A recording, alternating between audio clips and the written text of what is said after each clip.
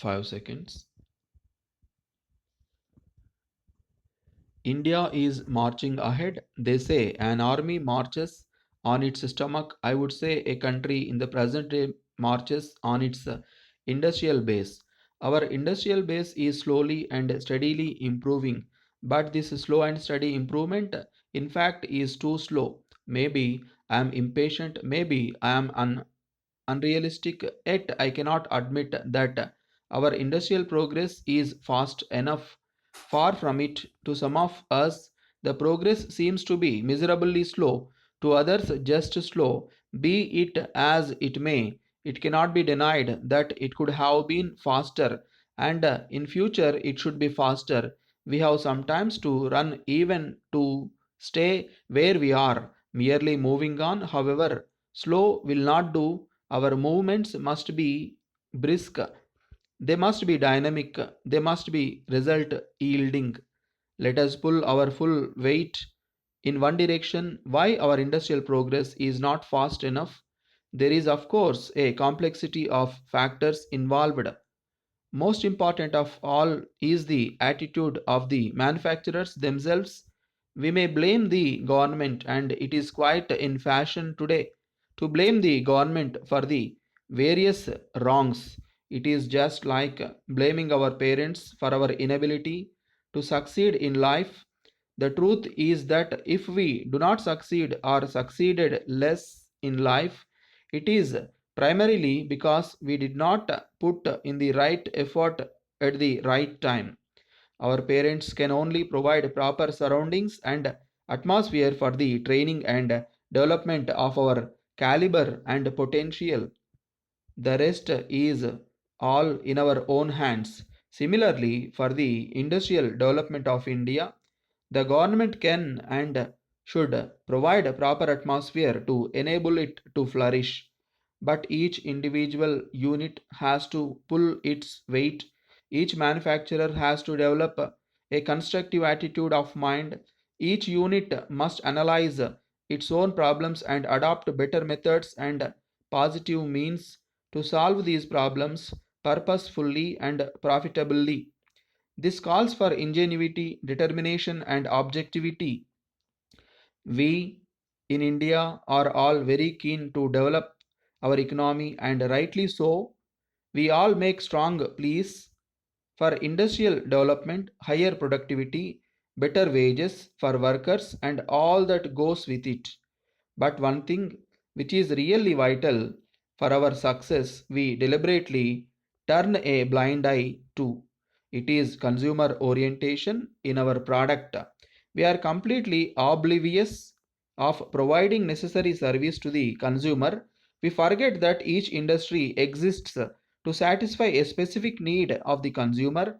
What we remember is that the industry exists to make profit. This is in fact like putting the cart before the horse. If we remember and endeavor to satisfy the consumer, we automatically ensure our profit. If the consumer is satisfied with what we offer him, he is bound to buy it again and more of it. This is bound to yield increased turnover, economics of scale, reduced overheads, and ultimately better profitability. Thus, it is the consumer satisfaction which is the real determinant for greater industrial progress, but the consumer today is more honored in misleading him than in providing him real service and satisfaction. This is the irony of the situation. We produce what we like to or can produce. We do so because in the present context, anything sells. Ours is mostly a seller's market. The manufacturers are more or less in a dominant position. They can talk from a position of strength.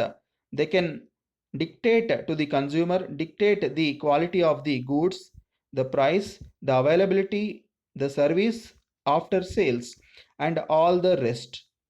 They are in fact the kings instead of the consumer being the king. This, according to the established marketing principles, is the reversal of roles. The ruler is being ruled. The manufacturers may have many reasons to explain and justify their attitude, and don't we know we can always find a good reason for not doing a thing. The manufacturers have a number of grim facts to examine as to why they cannot afford being consumer oriented: their raw material difficulties, their worker problems, their old machinery which they are unable to replace, the credit squeeze, the profit squeeze, all make an impressive reading. And personally, I have sincere sympathy with them, but I am unable to reconcile to their lack of sympathy for the consumer. Whatever the difficulties, however hard they may seem to be, there is never any justification for not providing maximum service to the consumer. There is no excuse whatever for relaxing quality control standards either in purchasing raw material or in releasing finished goods for sale. There is no justification at all for not improving the service or satisfaction to the consumer through one's products whenever one can. It is wholly inexcusable to be slack in providing service after sales facilities to the buyer. To quicken the pace of our industrial progress, we must respect the consumer, we must respect his choice, his likes, his urges, his aspiration, and his hard earned money. Messrs. Ramji Meghji Brothers Limited, Kailasnath Mansions, Hyderabad. Dear sirs, we are in receipt of your letter, which does not speak well of your firm. We had long contacts with you, and this is never expected of you. We are greatly surprised by the attitude you know adopt. 6 weeks ago, you did not hesitate to accept our order, although we specially emphasized importance of prompt delivery not only of the first consignment, which was then urgently required, but also of the three consignments continuing the balance. The steel bars arrived 2 days late, and as we pointed out in our last letter, you did not offer any explanation of the delay. We received the steel plates on the date specified, but the quality of 50% of them was so bad that we had to return them.